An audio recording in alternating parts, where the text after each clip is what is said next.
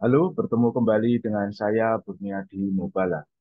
Pada video kali ini kita akan membahas tentang failure mode dan effect analysis atau FMEA. Dan pada video kali ini yang akan kita bahas adalah bagaimana penilaian efek dan konsekuensi kegagalan. Di video sebelumnya kita sudah membahas tentang bagaimana analisis failure mode-nya. Kita lanjutkan ke bagaimana penilaian tentang efek dan konsekuensi kegagalan di dalam.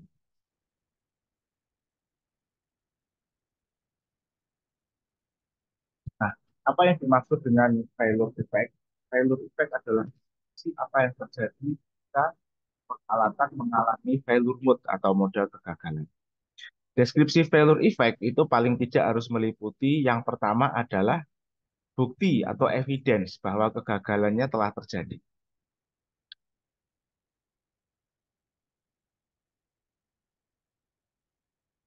Nah, kemudian yang kedua, jika ada apa ancaman yang timbul terhadap keselamatan atau lingkungan. Dan kemudian jika ada, apakah efeknya terhadap produksi atau operasi. Jadi ini adalah konsekuensi, tipe konsekuensi yang di cover di dalam analisis FMEA. Jadi konsekuensi keselamatan lingkungan dan konsekuensi operasional. Nah, di sini ada catatan, if any. Jadi tidak setiap failure mode itu memiliki efek safety atau lingkungan atau efek operasional dan atau efek terhadap produksi. Oke. Nah, kemudian adalah apa kerusakan fisik yang ditimbulkan oleh failure mode tersebut dan kemudian apa yang harus dilakukan untuk memperbaiki kegagalan tersebut. Jadi ada 5 poin. Yang pertama adalah evidence, yang kedua dan tiga ini terkait dengan konsekuensi, keempat apa kerusakan fisiknya, dan kelima apa corrective actionnya.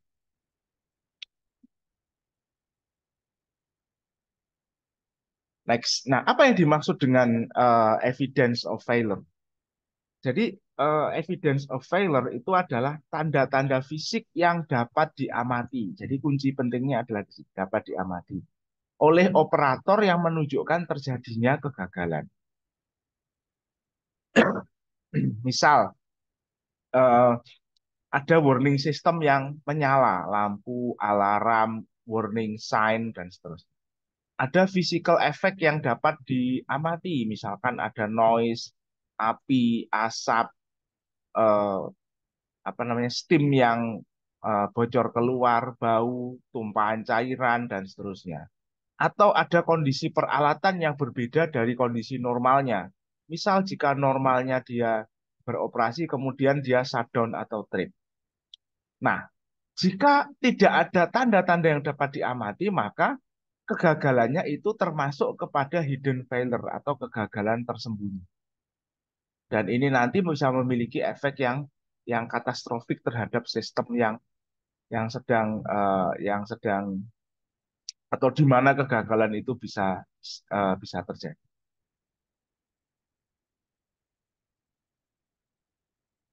Nah, apa yang dimaksud dengan safety or environmental hazard atau safety or environmental consequence? Jadi, nah, jika kegagalannya itu menimbulkan efek bahaya terhadap keselamatan dan lingkungan, kita harus deskripsikan dengan jelas. Jadi, jangan kita menggunakan kalimat yang mengambang. Misal, kegagalan ini menimbulkan bahaya terhadap keselamatan pekerja. Ini yang terancam keselamatannya dijelaskan, tapi bahaya apa yang mengancam tidak dijelaskan. Atau misal kegagalan ini mempengaruhi lingkungan. Ini pengaruhnya seperti apa? Ini terlalu terlalu global. Jadi contoh deskripsi bahayanya harus detail. Misalkan menambah resiko kebakaran atau ledakan. Nah, dari sini kita sudah tahu bahwa ancaman keselamatannya adalah ancaman eh, terkena kebakaran atau terkena ledakan. Terlepasnya bahan kimia berbahaya. Nah, dari sini kita bisa tahu bahwa ancamannya adalah keselamatan karena ini bisa bisa karena ini bahan yang beracun. sengatan listrik, benda jatuh, paparan material panas atau logam cair, naiknya tingkat kebisingan, dan seterusnya. Jadi, apa yang menjadi bahayanya harus dideskripsikan dengan jelas. Nah, biasanya untuk bisa mengidentifikasi bahaya ini dengan detail, ada teknik lain yang dinamakan dengan hazard identification atau hazard analysis.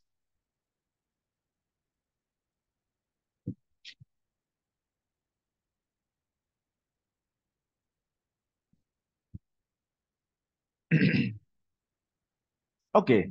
Nah, bagaimana kita mendeskripsikan efek terhadap operasi atau produksi? Nah, efek terhadap operasi itu dinyatakan dalam jumlah downtime yang ditimbulkan oleh kegagalan tersebut. Oke. Downtime itu kita definisikan sebagai total waktu dari mulai terjadinya kegagalan sampai asetnya beroperasi kembali. Jadi downtime itu tidak sama dengan repair time. Repair time ini hanya sebagian dari downtime. Karena begitu terjadi kerusakan di sini, maka yang pertama dilakukan adalah dicari orang yang bertanggung jawab atau bisa melakukan perbaikan. Lalu dia kemudian melakukan diagnosis, apa penyebab kegagalannya. Lalu kemudian mencari spare part atau suplai suplai logistiknya untuk perbaikan. Baru kemudian di repair. Nah, setelah di repair pun masih butuh tahap untuk pengujian. Apakah alatnya ini sudah beroperasi seperti normal atau belum. Baru kemudian dilakukan operasi seperti sedia kala. Jadi downtime ini mencakup semua ini sampai eh, mulai dari shutdown berhenti atau trip sampai beroperasi kembali secara normal. Nah, semakin panjang downtime, maka semakin besarlah efek terhadap operasi. Oke, jadi semakin besar konsekuensinya. Nah, efek lain terhadap operasi biasanya bisa kita lihat dari eh, pengaruh terhadap kualitas produk. Begitu. Biasanya kalau ada kegagalan, kualitas produknya akan menyimpang atau berbeda dari yang batas yang ditetapkan. Atau penurunan terhadap kualitas customer service-nya, yang mana biasanya menimbulkan atau menyebabkan adanya kerugian finansial atau penalti finansial. Kemudian bisa dilihat juga apakah ada peralatan lain atau aktivitas lain di dalam organisasi yang harus berhenti. Gitu. Terus kemudian kenaikan pada overall operating cost dan ada atau tidaknya secondary damage yang ditimbulkan. Jadi secondary damage itu adalah kerusakan pada peralatan lain akibat kegagalan tersebut.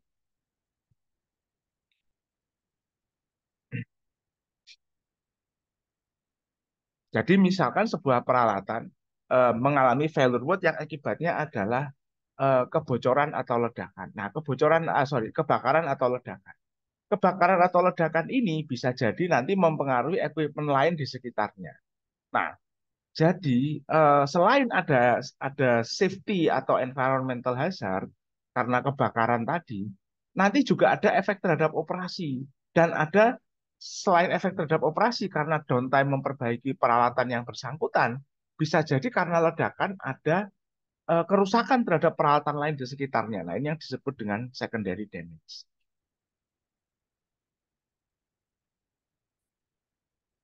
Oke. Kemudian yang aspek selanjutnya adalah bagaimana mendeskripsikan corrective action. Nah, corrective action itu yang diperlukan itu dideskripsikan dalam satu kalimat dengan deskripsi downtime-nya. Begitu. Jadi misalkan contoh kalimatnya adalah downtime untuk mengganti bearing membutuhkan waktu 4 jam. Nah, 4 jam ini adalah downtime-nya. Nah, mengganti bearing ini adalah tindakan corrective action-nya. Contoh lagi, misalkan downtime untuk membersihkan saluran yang buntu sekitar 30 menit. Nah, 30 menit ini downtime-nya, membersihkan saluran ini adalah corrective action. Misal, downtime untuk mengganti pelumas sekitar 2 jam. Nah, ini downtime-nya, ini corrective action.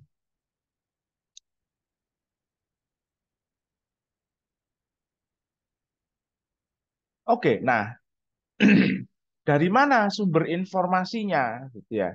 Biasanya kita dapat dari manufakturer atau vendor.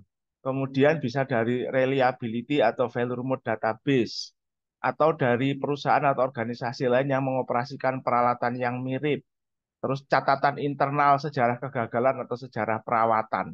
Atau kita bisa bertanya kepada operator atau yang tenaga perawatan yang memaintain aset tersebut.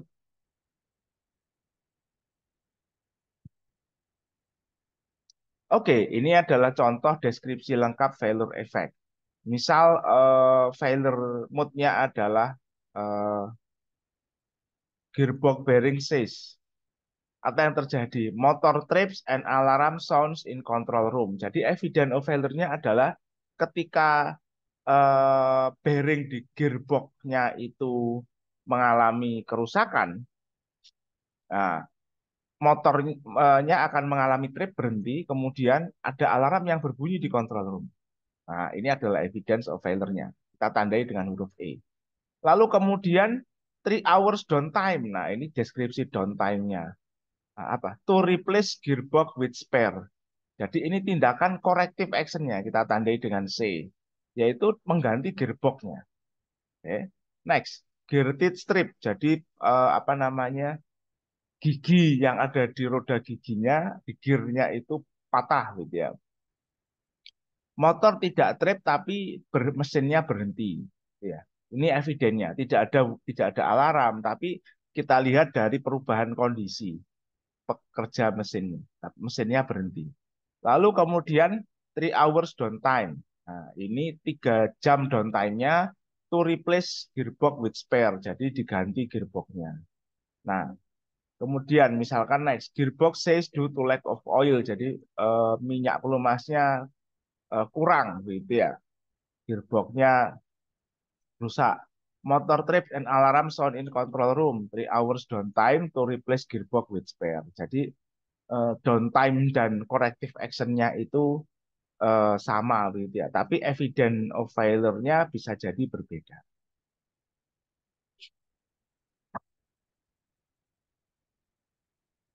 Nah, ini adalah contoh workbook FMEA yang memasukkan deskripsi failure effect-nya. Jadi kalau kita lihat eh, paling kiri adalah deskripsi fungsinya, lalu kegagalan fungsionalnya. Kegagalan fungsionalnya itu ada beberapa ya, misalkan ini unable to channel gas. Ini fungsinya adalah, oh ini adalah sistemnya gas turbin, subsistemnya exhaust system. Nah, fungsinya apa? To channel all hot turbine gas without restriction to a fixed point 10 meter above the roof of the turbine hole. Jadi fungsi exhaust system ini adalah mengalirkan flue gas dari turbin sampai ke titik 10 meter di atas rumah turbin.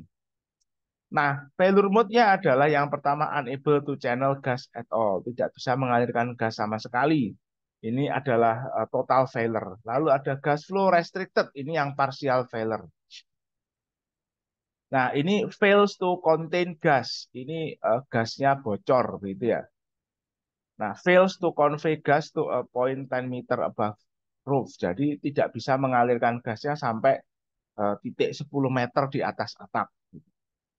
Nah, kemudian di sini di kolom selanjutnya ada failure mode-nya. Failure mode-nya misalkan silencer mounting corroded away. Jadi kemudian buntu gitu ya. Nah, failure effect-nya apa? Dijelaskan di sini silencer assembly collapse and fall to bottom of stack. Jadi karena korosi jatuh ke bawah stack sehingga stacknya buntu. Back pressure causes the turbine to surge violently and shut down on high as house gas temperature. Jadi kalau ada yang menyumbat exhaust, maka apa yang terjadi? Terjadi surging karena tidak bisa mengalir keluar gasnya. Gasnya kembali ke inlet atau terjadi semacam sirkulasi itu yang namanya surging. Nah, kemudian eh, karena tidak bisa mengalir, ini exhaustnya mengalami temperatur tinggi dan turbinnya shutdown. Jadi ini ada evidence of failure yang bisa diamati. Jadi kalau silencernya collapse bisa terlihat dari luar, Kalau kemudian turbinnya ini shutdown, itu bisa teramati dari control room. Nah, downtime to replace the silencer. Nah, yang kita garisin to replace silencer ini adalah corrective actionnya up to 4 weeks. Nah, ini adalah deskripsi downtime-nya 4 minggu. Oke. Nah, jadi di sini yang kita apa namanya? Yang kita tandai merah ini adalah apa namanya? Evidence of failure-nya ya yang kita tandai merah ini, yang kita tandai hijau ini adalah corrective action, yang biru adalah downtime. Nah, kalau kita lihat selanjutnya, misalkan ini ya, yang partial failure, part of silencer falls off due to fatigue. Jadi tadi kalau ini silencernya roboh, apa roboh semuanya, ini silencernya sebagian. Nah, ini penjelasannya adalah depending on nature of blockage, exhaust temperature may rise to where it shut down the turbine. Jadi apa evidennya? Temperatur di exhaust naik dan bisa jadi turbinnya juga shutdown. Nah, ini evidennya. Lalu ada kalimat tambahan, debris could damage parts of the turbine. Jadi kalau di yang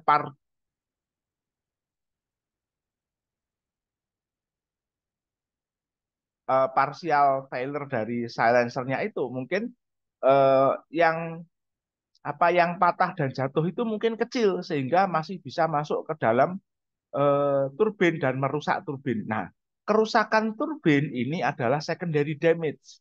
Karena sebenarnya yang mengalami moda kegagalan bukan turbinnya, tapi silencernya.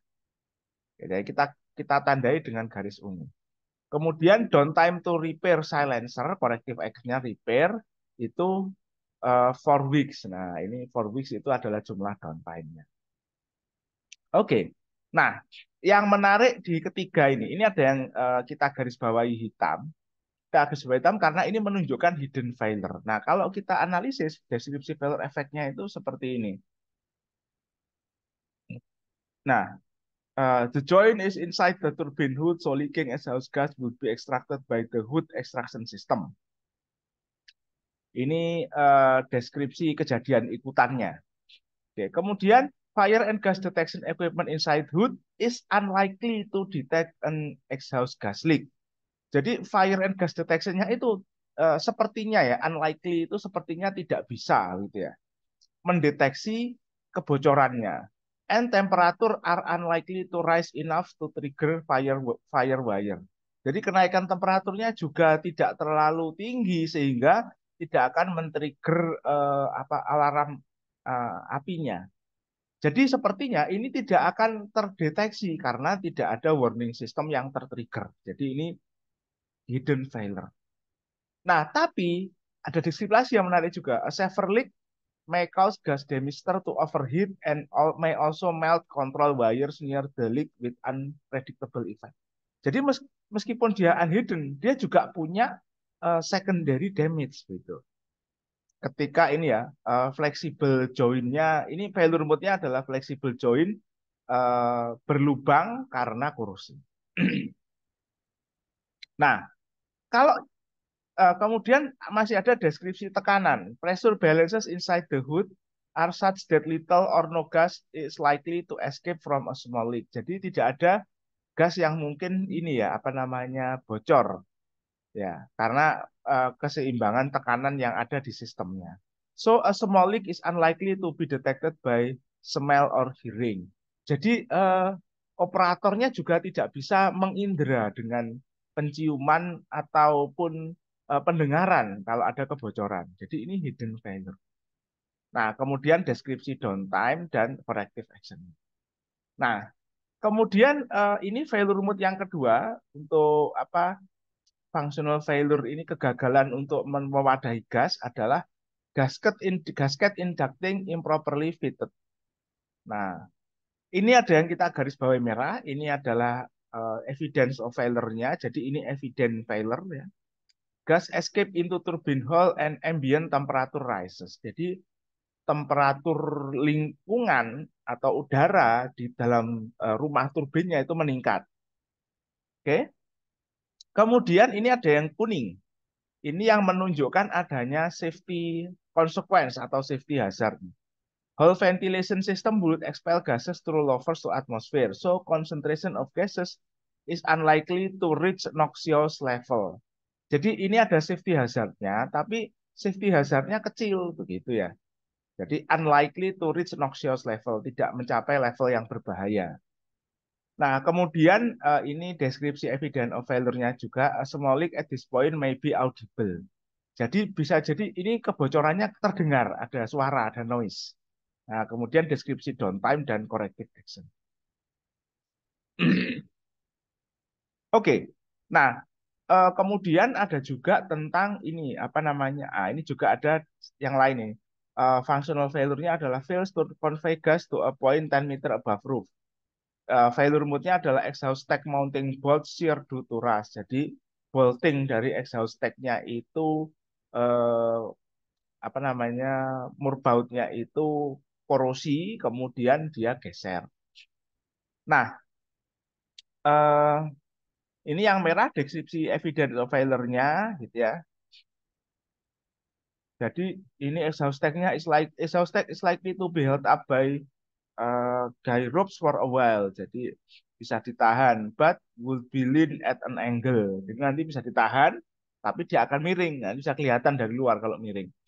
Nah, if it did fall over, there is a high probability that it could crush a structure or structure containing people. Jadi kalau ini sampai exhaust stack-nya sampai rubuh, gitu ya, roboh, ini bisa menghantam struktur lain di sekitarnya yang di dalamnya ada orang atau pekerja. Jadi ini adalah safety consequence.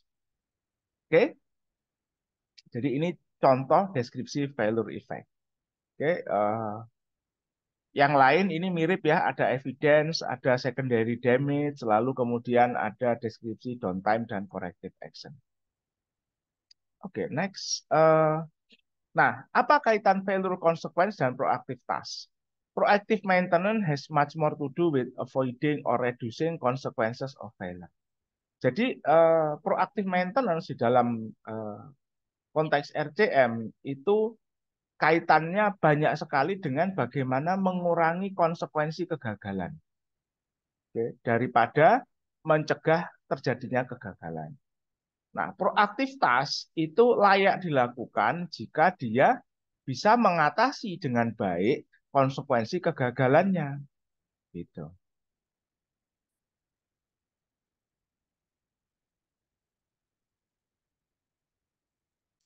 Oke, kita masuk ke klasifikasi eh, function dan failure. Nah, seperti yang pernah kita bahas, fungsi atau kegagalan itu kita klasifikasikan menjadi dua, evident atau hidden. Nah, evident ini adalah yang tadi atau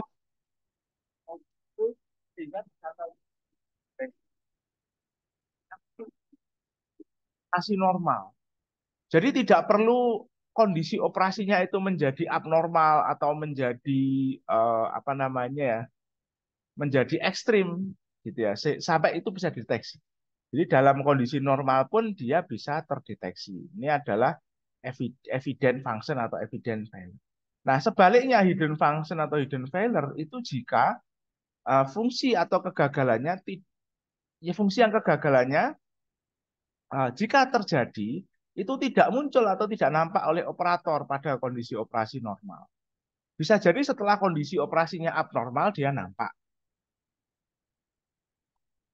Tapi jika dia nampak setelah kondisi operasinya berubah abnormal, ini sudah kategorinya terlambat gitu. Bisa jadi sudah ada konsekuensi kegagalan yang berjalan atau terjadi. Nah, jadi hidden function atau hidden failure ini berbahaya karena tidak terdeteksi sehingga bisa memicu kegagalan pada peralatan yang lain yang efeknya bisa jadi katastrofik. Oke, untuk evidence of failure ada beberapa kategori konsekuensi kegagalan. Dan ini sudah kita singgung tadi. Yang pertama adalah safety and environment begini ya. Ya, kaitannya. Nah, safety itu jika menimbulkan cedera atau fatality, kematian. Environment itu definisinya adalah ada pelanggaran aturan lingkungan di level lokal, regional, nasional, atau internasional yang terjadi. Nah, konsekuensi operasional itu kalau mempengaruhi produksi atau operasi tadi ya, selain downtime ada outputnya berkurang, kualitas produk berubah, biaya operasinya naik, selain biaya repair begitu.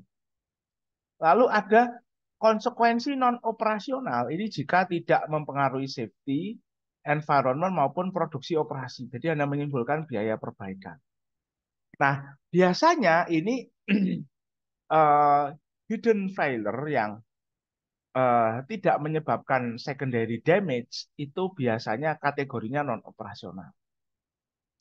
Contohnya misal kita punya sebuah sistem pemompaan di mana pompanya ada dua, yang satu operasional, yang satu standby.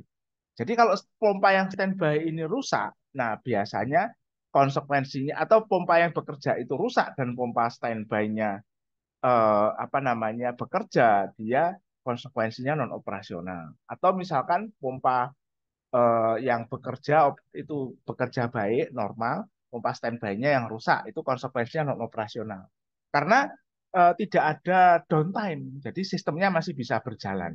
Baik berjalan dengan pompa backup yang kemudian dioperasikan atau pompa pompa operasionalnya yang tetap bekerja.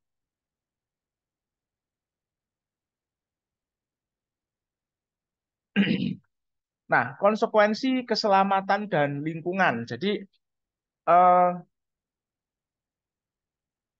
konsekuensi keselamatan dan lingkungan itu eh, kita lakukan penilaian, oke,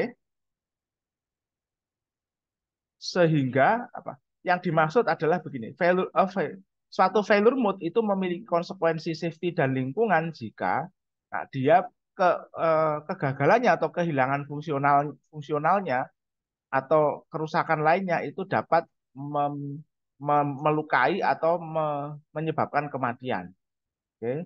Environment tadi ya, jika kehilangan fungsinya itu dapat menyebabkan pelanggaran aturan atau regulasi lingkungan. Oke. Nah, bagaimana kaidah RCM untuk konsekuensi keselamatan dan lingkungan?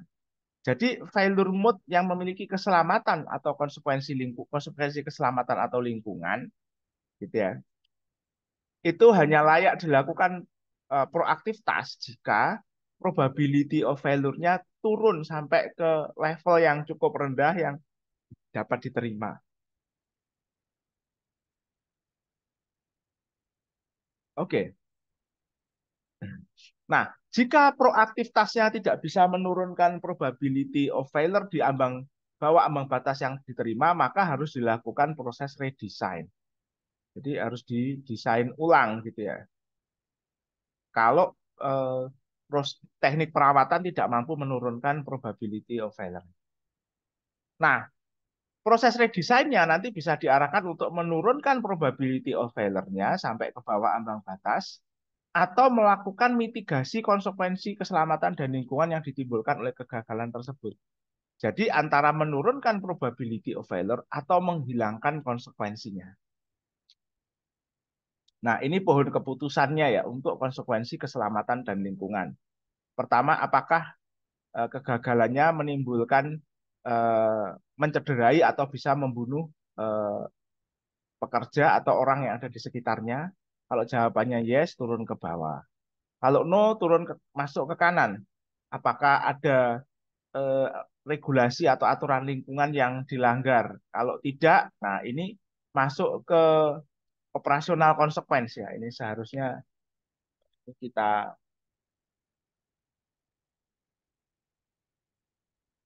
nah ini kita ganti ya di sini ya.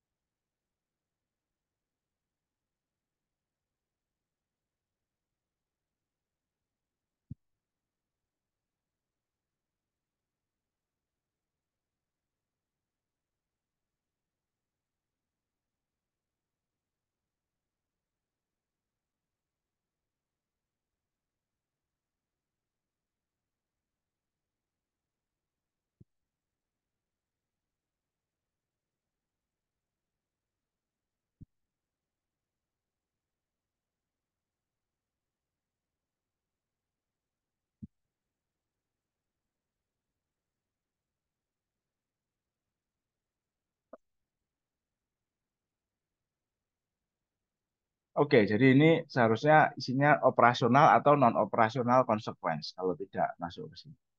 Oke.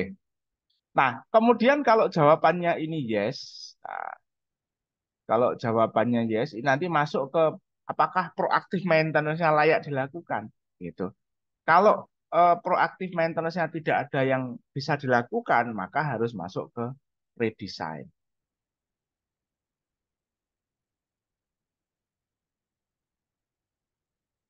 Oke.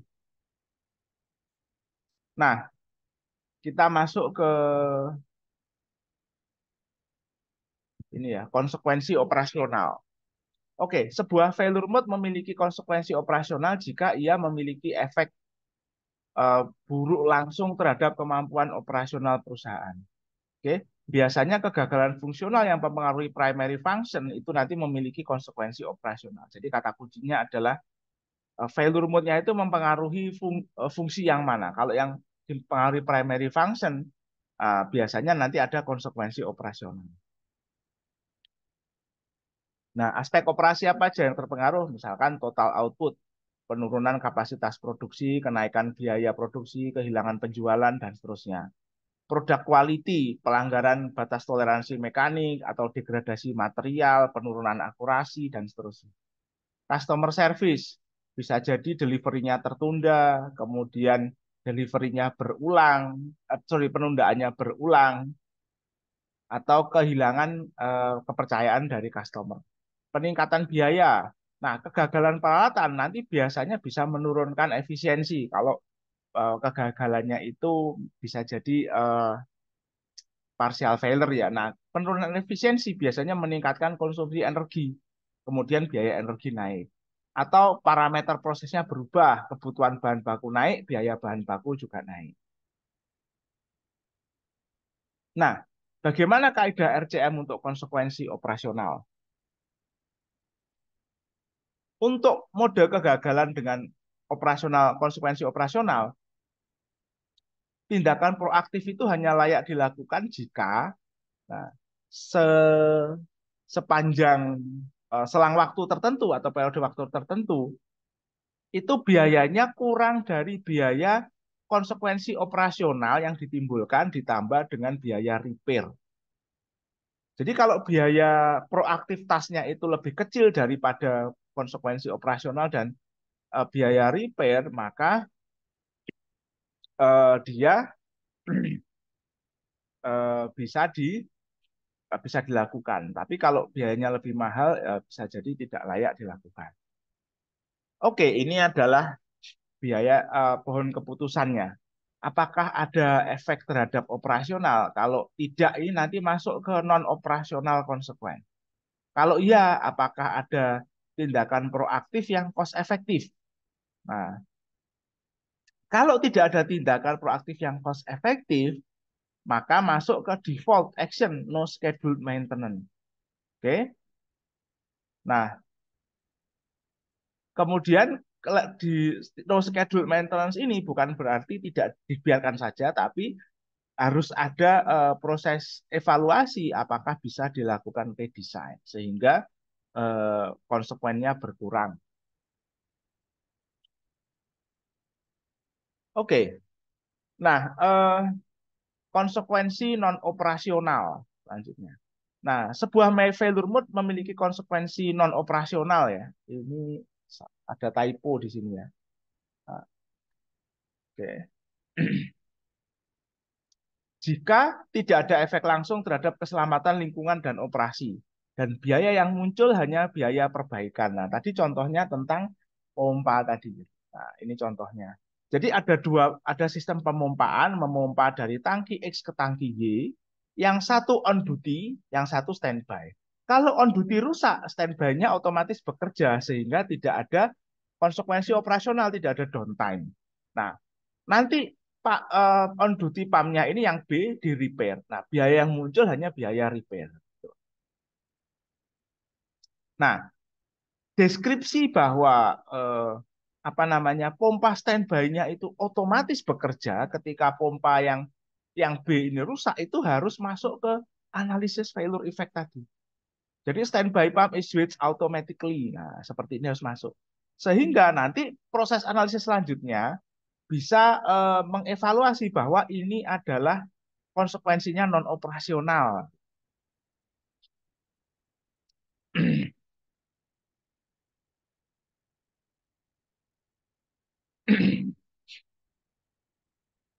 Oke, next. Nah, bagaimana kaidah RCM untuk konsekuensi non operasional? Jadi untuk failure mode dengan konsekuensi non operasional, proaktivitas itu hanya layak dilakukan jika biayanya lebih kecil daripada biaya repair. Jadi kalau misalkan proaktivitasnya itu biayanya lebih tinggi dari biaya corrective action, nah, itu sebenarnya proaktivitasnya tidak layak dilakukan. Oke, selanjutnya kita masuk ke hidden failure. Nah, hidden failure itu biasanya kaitannya dengan protective device atau protection system. Oke. Nah, salah satu metode dalam redesign untuk menurunkan konsekuensi yang berbahaya adalah penggunaan protective device atau protection system. Namun, protective device-nya atau protection system-nya sendiri juga peralatan biasa sebenarnya yang memiliki functional failure dan failure mode-nya sendiri. Sehingga jika dia mengalami kegagalan, ini biasanya tidak terdeteksi, tidak muncul. Oke. Nah, biasanya protective device ini bekerja dengan cara satu, memperingatkan atau menyiagakan operator bahwa terjadi kondisi abnormal, mematikan peralatan kalau terjadi kegagalan, menghilangkan atau meredakan kondisi abnormal, mengambil alih fungsi yang mengalami kegagalan, mencegah kemunculan situasi atau kondisi bahaya. Nah, pompa tadi masuknya ke sini, pompa cadangan tadi, mengambil alih fungsi yang mengalami kegagalan. Oke. Nah, jadi dengan demikian suatu sistem yang menggunakan perlindungan itu kita bisa kategorikan ada yang namanya protective device yang melindungi dan ada yang namanya protected function yang dilindungi, gitu ya. Nah, kalau kasus pompa tadi yang on duty ini protected functionnya atau protected device. Nah, pompa C-nya yang standby ini protective device. Nah, problemnya adalah kalau yang mengalami kegagalan adalah protective device-nya. Ini biasanya masuk kategori hidden failure. Nah, protective device ada dua. Yang satu istilahnya adalah fail safe protective device. Nah, ini adalah protective device di mana kegagalannya sendiri, kegagalan protective device-nya itu bisa muncul tampak dan teramati oleh operator pada kondisi normal. Nah, ada juga yang misalnya non-fail safe protective device. Jadi ini kegagalannya tidak muncul, tidak nampak, dan tidak teramati oleh operator. Nah, ini nanti yang menjadi hidden failure. Nah, skenario kegagalannya ada tiga. Yang pertama yang kita bahas untuk yang fail safe system ya.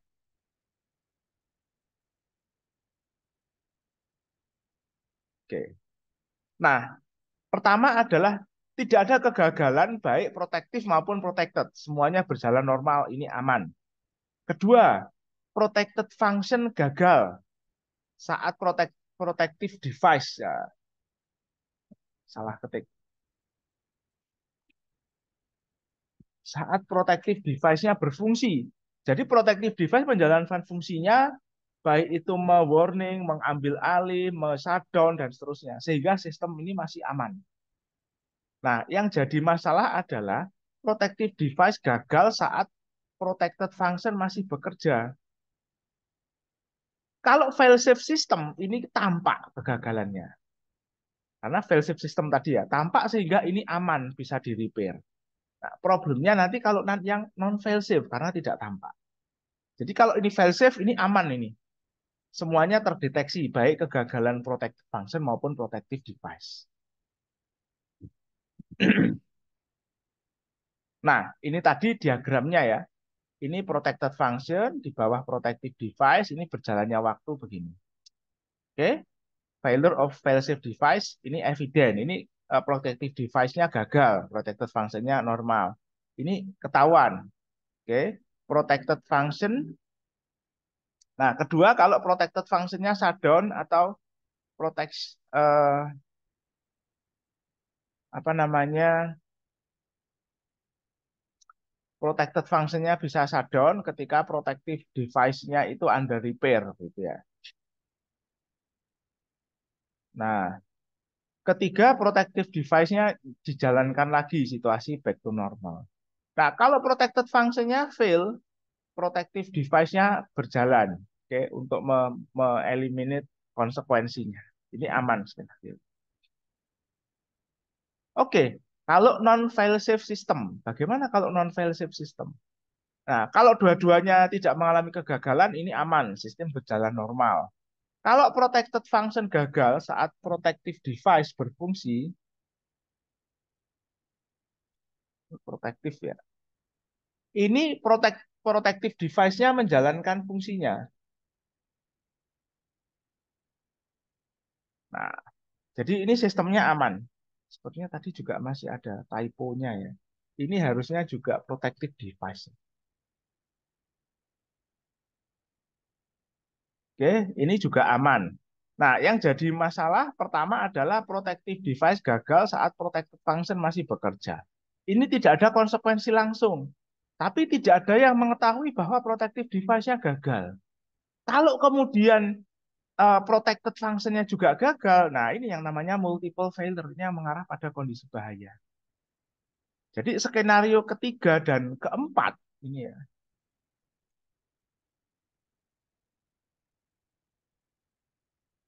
itu mengimplikasikan bahwa hidden failure-nya, kegagalan protective device-nya itu harus diidentifikasi. Nanti ada namanya istilahnya itu failure finding task gitu ya. Nah, ini kira-kira diagramnya begini, kurang lebih. Jadi ini protected function-nya jalan, kalau protective device-nya fail, nah ini tidak evident gitu ya.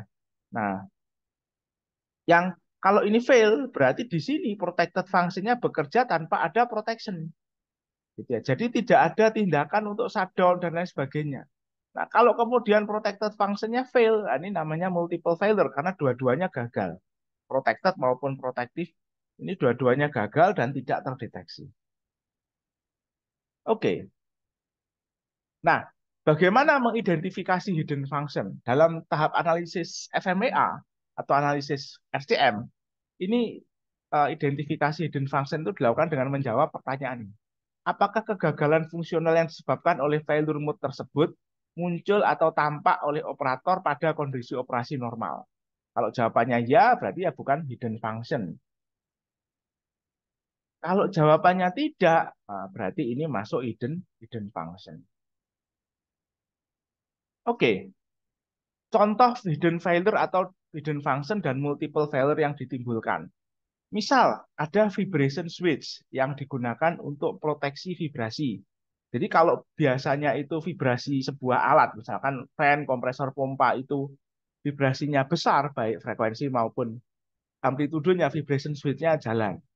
Nah, kalau vibration switch-nya gagal, itu biasanya kalau tidak ada upaya untuk mendeteksi kegagalannya, itu nanti hanya tahu ketika getaran dari peralatan itu menjadi abnormal.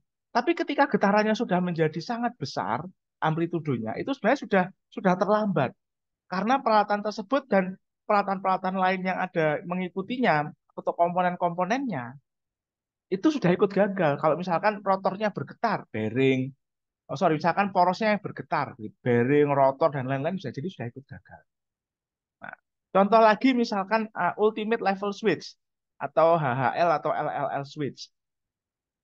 Nah, switch ini HHL singkatan dari high high level, LLL singkatan dari low low level switch.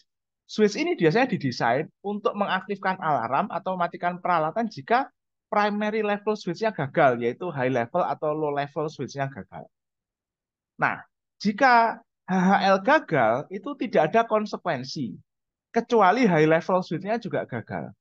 Jadi misalkan gini nih, HL-nya gagal, tapi HL-nya jalan. Ketika HL tercapai itu alarmnya sudah berbunyi, jadi aman. Tapi ketika HL-nya juga gagal, nanti level fluidanya di dalam tangki biasanya naik sampai level yang sudah berbahaya. Biasanya bocor keluar atau menimbulkan kegagalan pada dinding tangki. Demikian juga dengan LLL ini. Nggak ada konsekuensi juga kalau LL-nya jalan. Ketika LL, nah biasanya kan posisinya ini seperti ini ya. Dia misalkan kita punya sebuah tangki, katakanlah begini ya. Kita punya sebuah tangki begini. Nah, yang atas paling atas ini adalah HHL, high high level. Nah, di bawahnya ini nanti ada switch high level. Kemudian di bawah ini ada LL gitu ya. Lalu di bawahnya lagi ada triple L-nya. Oke, nah ini tadi kita jelaskan. Kalau ini bekerja HL-nya, yang HL ini gagal, ini aman karena ini berbunyi nanti alarmnya. Operator bisa melakukan tindakan. Tapi kalau yang ini gagal, lalu ini juga gagal, fluidanya akan naik ke level yang berbahaya. Sama juga dengan yang ini. Ketika yang ini gagal, sementara ini bekerja, ketika fluida turun di sini, alarm berbunyi. Tapi ketika LL juga gagal, nanti fluidanya akan turun sampai level berbahaya. Sehingga mungkin ininya vakum dan gagal karena ada tekanan besar dari udara luar.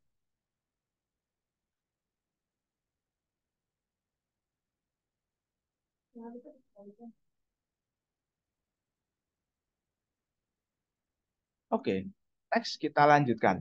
Nah, konsekuensinya nanti yang timbul ini konsekuensi dari multiple failure. Jadi kalau keduanya gagal, ini multiple failure. Jadi ada lebih dari satu item yang gagal gitu. Nanti kalau tangkinya juga gagal, nah ini ada tiga peralatan yang gagal. Oke, nah ini contoh hidden failure dan multiple failure yang ditimbulkan. Nah, pertama fire detection, fire alarm, firefighting equipment, emergency stop button, dan lain-lain. Ini contohnya sangat banyak. Dan biasanya terkait dengan itu tadi ya, protective device. Jadi inilah yang apa ya, kenyataan di lapangan atau kenyataan di dunia ini. Jadi ketika kita punya satu peralatan, kita ingin memproteksi kegagalan dari peralatan itu, sistem proteksinya sendiri juga memiliki failure mode yang harus diproteksi juga itu. Sebenarnya nanti kalau diikuti nggak ada habis-habisnya seperti ini. Oh ya, maaf ini ada typo ya. Ini harusnya bisa spasi. Oke. Nah, eh, bagaimana menghitung probability of multiple failure? Probability of multiple failure atau POMF ini dihitung sebagai POF dari protected function dikalikan dengan unavailability dari protective device. Nah, unavailability dari protective device ini adalah mean downtime protective device dibagi dengan mean time between failure protective device ditambah mean downtime protective device. Oke. Nah, ini selain MTBF kita juga bisa menggunakan MTTF.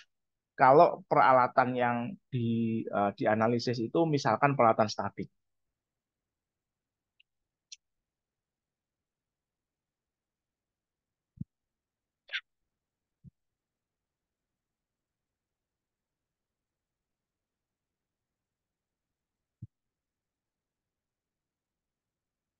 Nah, bagaimana mengurangi probability of multiple failure pada non-failsafe system? Yang pertama adalah kita bisa mencegah kegagalan atau mengurangi probability of failure atau mengurangi failure rate dari protected function. Oke, pertama proactive maintenance, mengubah operating prosedur, mengubah desain, atau mencegah kegagalan atau meningkatkan availability dari protective device. Jadi kalau kita lihat formulanya, formula yang tadi, jadi intinya adalah probability of failure dari protected function dan unavailability dari protective device. Ini diturunkan atau ini diturunkan supaya POMF-nya turun. Atau dua-duanya. Oke. Nah, ini juga sama, dilakukan proactive maintenance, periodic checking, ini namanya failure finding ya. Kalau proactive maintenance tidak bisa jalan atau meredesign. Jadi kalau kita lihat ini pekerjaannya sama. Jadi memasang protective device itu selain melindungi protected function-nya, nah, dia juga ada pekerjaan tambahan yang ditimbulkan, yaitu merawat protective device-nya itu sendiri. Oke, bagaimana kaidah RCM untuk hidden function dan multiple failure? Multiple failure itu hanya terjadi jika protected function, nah typo, gagal pada pada saat atau ketika protective device-nya juga gagal. Nah, tujuan dari maintenance program untuk hidden function adalah mencegah atau mengurangi probability of failure dan probability dari multiple failure. Nah, untuk hidden failure itu proaktivitas hanya layak dilakukan jika nah, dia mengamankan atau menjamin availability yang dibutuhkan untuk mengurangi probability of multiple failure sampai kepada sebuah level yang dapat diterima. Nah, levelnya ini biasanya ditetapkan sendiri oleh pemilik aset atau organisasi yang mengoperasikan aset tersebut. Nah, ini pohon keputusan RCM untuk hidden failure. Nah, pertama, dicek dulu, ini dia loss of function-nya atau failure-nya itu bisa diamati tidak oleh operator dalam kondisi normal. Kalau ya, nah dia masuk evident failure yang tadi. Kalau kemudian tidak teramati, nah ini berarti hidden failure. Apakah ada proactive maintenance yang bisa dilakukan? Kalau kalau tidak bisa dilakukan, maka harus dilakukan pengecekan secara periodik. Ini yang dinamakan dengan failure finding task. Nanti akan kita bahas di uh, video selanjutnya tentang default action atau task selection ya. Oke. Nah, jika failure finding task-nya tidak bisa ditemukan, maka harus dilakukan redesign. Oke. Nah, baik ada safety ataupun tidak ada safety consequence. Kalau ada safety consequence, redesign harus memperhatikan safety consequence harus dikurangi safety consequence. Kalau tidak ada safety consequence, redesign-nya dilakukan dengan pertimbangan ekonomi. Nah, ini pohon keputusan RCM gabungan untuk evaluasi konsekuensi kegagalan. Jadi kita gabung nih. Pertama, ini eviden atau tidak. Kalau tidak eviden, nah masuk ke bawah tadi, proactive maintenance untuk hidden failure-nya bisa dilakukan atau tidak. Kalau tidak ada, masuk ke failure finding task, default action-nya. Kalau tidak bisa, tidak ada failure finding task, masuk ke redesign. Kalau ya, ada safety atau environmental consequence tidak. Kalau ya, masuk ke bawah proaktif task untuk mengatasi konsekuensinya. Kalau tidak bisa, tidak ada proaktif task, redesign. Kemudian kalau tidak ada, nah ini ada konsekuensi operasional atau tidak. Kalau ya, kita masuk ke analisis proaktif task untuk konsekuensi operasionalnya. Kalau tidak ada, berarti tidak masuk ke no scheduled maintenance, default action, dan kemudian redesign. Kalau tidak ada konsekuensi operasi, konsekuensi non operasi, ini proaktif tesnya layak tidak? Biayanya lebih tinggi nggak daripada biaya repair? Kalau biayanya lebih tinggi daripada biaya repair, ya tidak perlu ada scheduled maintenance, run to failure. Nah, kalau kemudian bisa dipertimbangkan untuk melakukan redesign. Jadi ini pohon keputusan RCM gabungan dari berbagai konsekuensi yang sudah kita bahas tadi. Mungkin itu materi tentang analisis penilaian value effect dan konsekuensi kegagalan. Sampai bertemu kembali di video selanjutnya.